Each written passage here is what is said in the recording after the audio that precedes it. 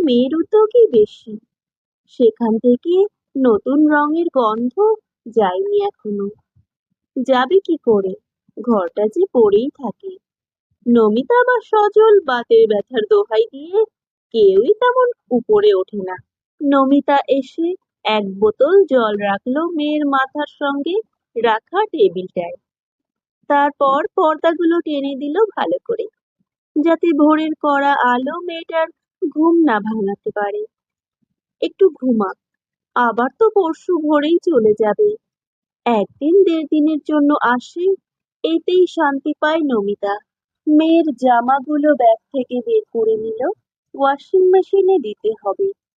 ভেজা গামছাটা বাইরের ব্যালকনিতে মেলে দিল। আগে এসব নিয়ে খিটখিট করতো, কিন্তু আজকাল আর করে না।